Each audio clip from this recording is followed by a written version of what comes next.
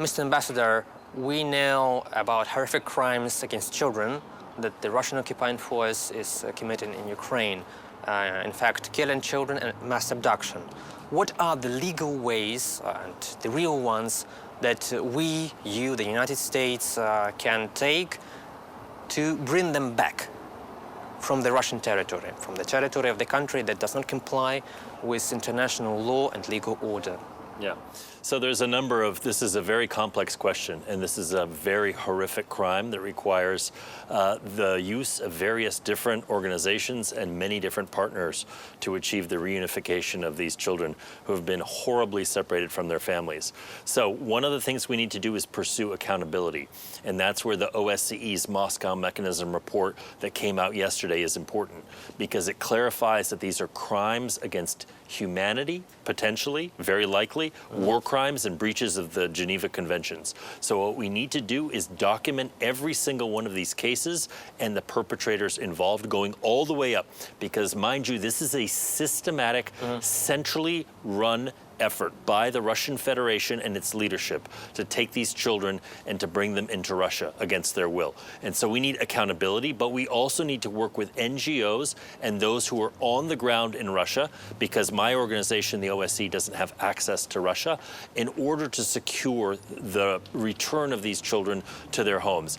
And then finally, thirdly, we need to provide the services for these kids and their families who've been traumatized by this experience of quote-unquote re-education and being forced to take on Russian propaganda in these foster homes and in their various families where they're currently staying in Russia. Basically, they're wiping their national identities and trying That's to right. replace What them. this is a concerted effort by the Russian Federation to erase these kids' Ukrainian identity and replace it with a Russian one. Okay, thank you.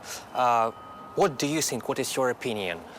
Is international legal support equally important as the military support of the United States, our partners on the battlefield? So the legal and political support. Yes, absolutely. We need to have the tribunal in place. We need to have all the accountability mechanisms, including the ICC launching cases. As you know, the ICC has put out an arrest warrant for Vladimir Putin and for Maria Lvova-Belova, who is the so-called commissioner for children's rights in Russia. So we need to use all of this. But it's also important, what my organization does is we rally political support for Ukraine, right? So it's not just the military support. We have to have all the countries around the table understanding that what is happening now are crimes against humanity and crimes on a scale and scope unseen since the 1930s and 40s. Okay, you said about tribunal.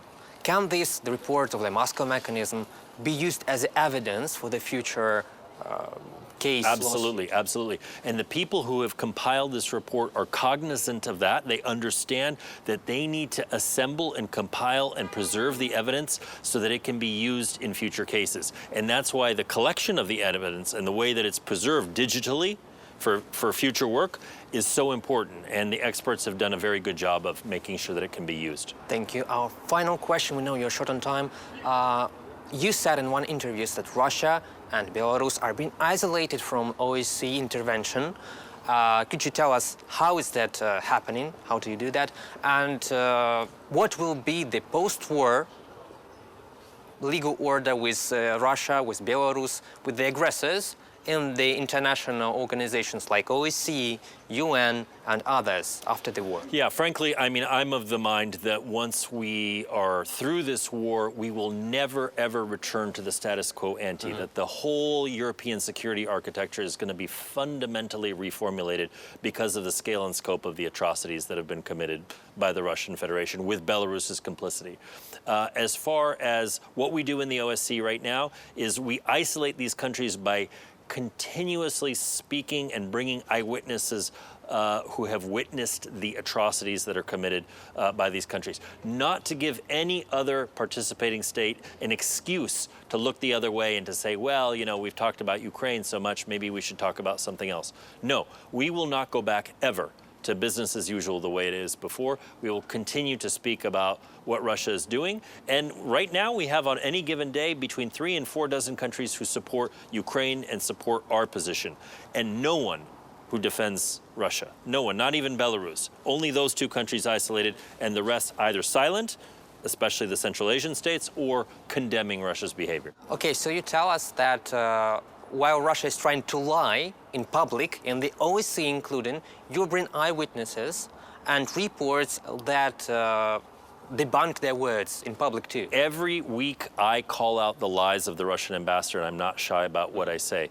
And every week we try to bring stories of Ukrainians who have been the victims of Russian aggression, so that all of our colleagues understand that this is not some theoretical contest about the sanctity of borders. Yes, it is that, but it is also about human lives, and it is about, as I said, it's about crimes against humanity on a scale not seen since World War II. Okay, thank you. Thank you very much. Thank you. We cherish your work. We are you. very grateful to you. Have a nice stay in Kyiv. Thanks so much. We'll be very glad to welcome you in a peaceful Kyiv when it happens. Thank you, and I'd be happy to come back. Thanks.